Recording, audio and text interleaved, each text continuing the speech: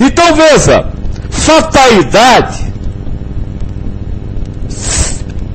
marionete, seria se você fosse obrigado a viver os acontecimentos de uma forma padrão.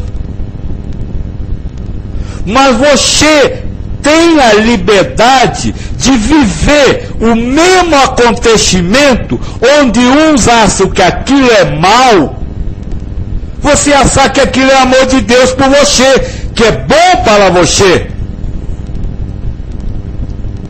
Com isso, a caracterização do ato se muda. E com isso acaba o fatalismo.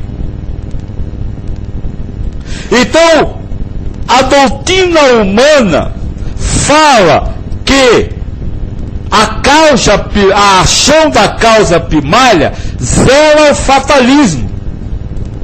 Mas a doutrina espírita dos espíritos explica que isso não é real.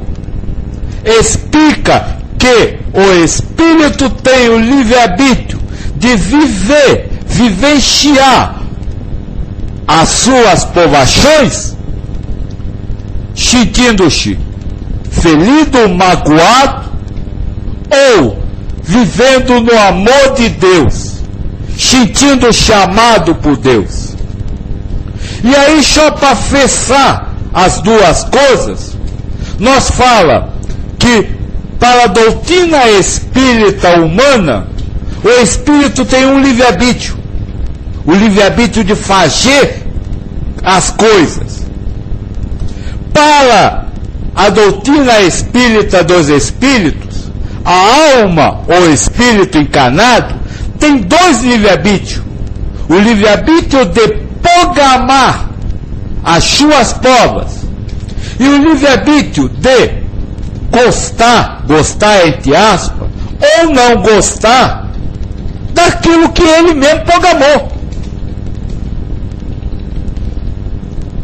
Então, estes são 3 pontos fundamentais que diferenciam a doutrina espírita dos espíritos e a doutrina espírita humana.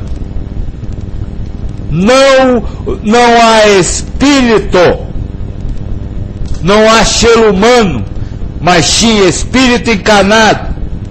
Não há vida, mas sim encarnação composta por provações fundamentadas no gênero escolhido pelo Espírito. Não há elementos agindo autonomamente no universo, mas sim espíritos encarnados usando roupa de acordo com o corpo para criar na materialidade a aprovação para o espírito, que é a obra de Deus. E não há predestinação, porque cada espírito tem o direito de vivenciar aquilo que ele, por moto próprio, escolheu de forma diferente. Se não tiver a pergunta, nós acabou com a parte do espírito. E depois nós, então, agora vamos falar da matéria. Alag pergunta: os espíritos, na fase inicial de humanidade, já têm condições de planejar a própria encarnação? Claro, ele não planeja atos, ele pede gênero de provas, ou seja, essências. Então o espírito, seja nas cavernas, seja no século de hoje, ele pede para vencer o egoísmo. Agora, o ato em si, como eu disse antes, é um teatrinho, composto de acordo com a época do planeta, com os elementos do planeta. Mas o gênero de provas está sempre presente, a essência do acontecimento. Gabriel diz o seguinte: ouvi falar que existem magos negros inteligentíssimos que sabem nosso ponto fraco e os atacam fazendo mal a nós. Por que Deus deixa isso? Não tem jeito de doutriná-los? Quem são esses magos negros, na verdade? Nós começamos estudando Deus e disse que Deus é a causa primária de todas as coisas. Então, se há um mago negro que lhe ataca, a causa primária deste mago negro é Deus. Ou seja, é Deus que lhe ataca. Agora, Deus não lhe ataca. Como nós também falamos antes, Deus lhe dá justiça com amor, justiça amorosa. Faz o mago agir para quem precisa e merece receber. Mas também não há mago, porque não há encarnados. Há alguém vivendo uma encarnação, não há seres humanos. Há alguém vivendo uma encarnação onde ele interpreta o papel de mago. Então veja, é isso que eu estou querendo mostrar. A doutrina humana, e aí eu vou tirar a palavra espírita, mas todas as doutrinas humanas trabalham com os elementos humanos. O ser humano que faz porque quer fazer e porque acha que deve fazer. E como este ser humano é autônomo, ele faz o que quer e Deus não pode se meter. Isso não faz parte da doutrina dos Espíritos, que dá a Deus a causa primária de todas as coisas, que dá ao único elemento Espírito que vive uma encarnação, que é onde ele e os outros são instrumentos da obra geral, mais nada. Então, se é essa a importância do que nós estamos conversando hoje, é isso que nós queremos mostrar.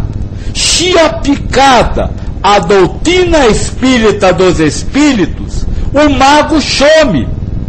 Se aplicada a doutrina espírita dos Espíritos, o bandido some. Se aplicada a doutrina espírita dos Espíritos, os filhos somem, a mãe some. Todas as coisas acabam. Todos os elementos terrestres, como compreendidos, acabam, porque eles passam a ter o valor espiritual que é a realidade deles. Então o problema está, nós colocar a doutrina humana no espiritual, aí vira uma bagunça só. Mas quando nós colocamos a doutrina dos Espíritos, a doutrina espiritual vamos dizer assim, na compreensão humana, tudo muda de figura. Só para antes da FIA fazer a outra pergunta. Mocho do São Carlos, a federação acaba. A doutrina que a Federação Espírita defende acaba. Ela não existe. Se tudo que uma inteligência inferior faz é comandada pela inteligência maior, é Deus. Deus que está dando para ele. E está dando por justiça e amor. Louvado seja Deus. Nós não temos que mudar eles. E moço do Rio Carlos, aqueles que lhe tacam pedra, acabou. Não tem ninguém lhe tacando pedra. É Deus que está colocando aquelas palavras como uma vicissitude sua. Ame a tudo e a todos. Essa é a prática do que nós estamos conversando hoje. Como eu disse para você, moço do Rio Carlos, é preciso, a partir disso, mudar a compreensão dos acontecimentos da vida. O moço que me falou do quivo da razão, veja como agora a razão, ou seja, a compreensão racional muda. Mas agora passou por um quivo de razão espiritual, não mais um quivo de razão humano. Julgar o espiritual pelo humano. Eu julguei o humano pelo espiritual. E para isso, eu não mudei nenhuma palavra do livro dos Espíritos. Simplesmente mudei a compreensão, a razão. Ou seja, se você passar pelo crivo da sua razão espírita, o que eu estou dizendo, está tudo errado. Mas se você mudar os valores da sua razão, passa a estar certo. Então o problema não é nós nos tornarmos juízes e julgarmos o que é certo ou errado. Mas o problema é nós nos espiritualizarmos. E aí sim, nós está lá em conexão com os espíritos. Agora, se nós continuamos humanizados, nós está em conexão com o humano. E como diz o Espírito da Verdade, tudo que é humano é fundamentado no egoísmo. Adilson pergunta: na criação dos atos materiais, os espíritos criam minuto a minuto, ou existe um programa de computador cósmico que cria os atos a partir das provações de cada um? E os animais? O espírito é animal, o animal é espírito, então é a mesma coisa. O espírito escolhe o gênero da prova. A partir do gênero, Deus monta, e se você quiser dizer que através de um programa pode ser, Deus monta, vamos dizer assim, representações para que ele possa testar e provar a si mesmo que aprendeu aquele gênero de provas. A Lag pergunta: quando em uma sessão de desobsessão nos encontramos com espíritos ainda ligados ao ego, entre parênteses, rancorosos, raivosos, vingativos, etc., o que fazer? Amar. O problema é que a maioria quer dar bronca, quer ensinar, quer mostrar o caminho. Pare e ame. Se ele tem raiva, só o amor vai ajudar. Amor de dentro, não é palavra. Amor.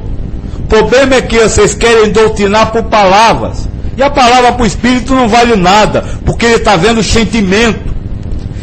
Eu já vi espírito em sala de doutrinação dizer: cala a boca, você está falando tudo isso da boca para fora. Aí dentro você está preocupado com o dinheiro que você tem que pagar amanhã.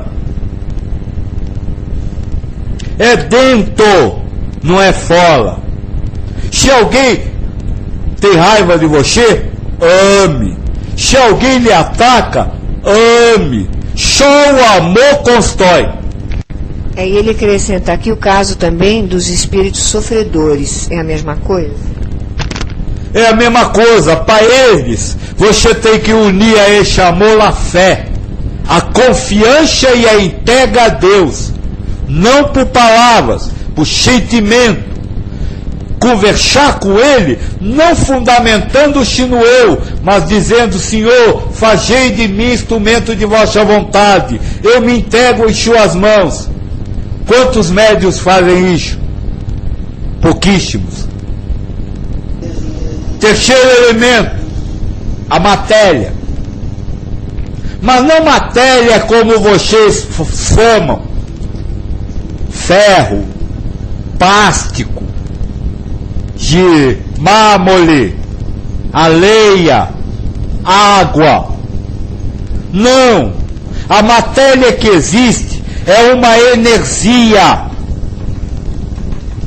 Uma energia que não é a energia elétrica, que aliás também é essa energia. Para o espírito não existe corpo. Para o espírito, para a doutrina espírita dos espíritos, não existe plástico, não existe madeira, não existe sei lá mais o que.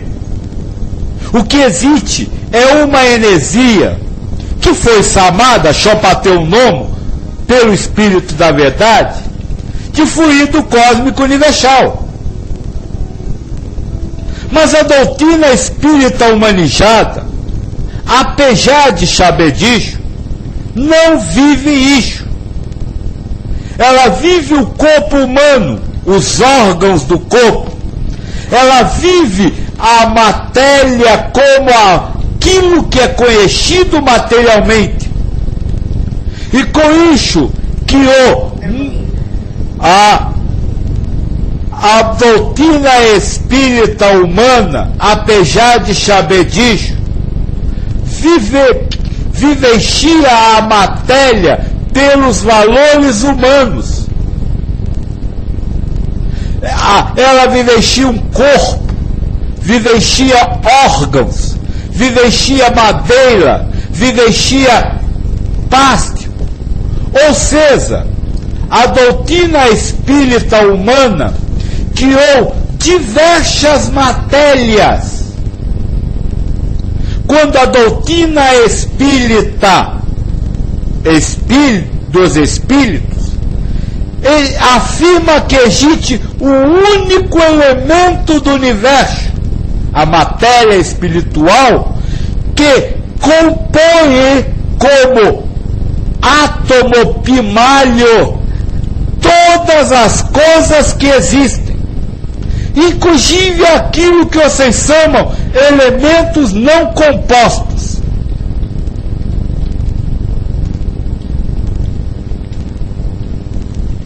Isso faz uma diferença incrível. Por quê?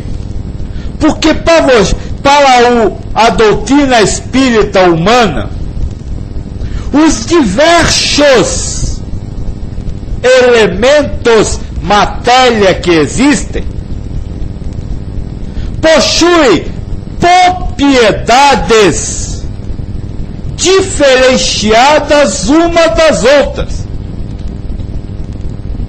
A água possui uma propriedade, o fogo outra. A madeira possui uma propriedade, o corpo humano outra. Mas olha, se tudo surge de um único elemento do universo,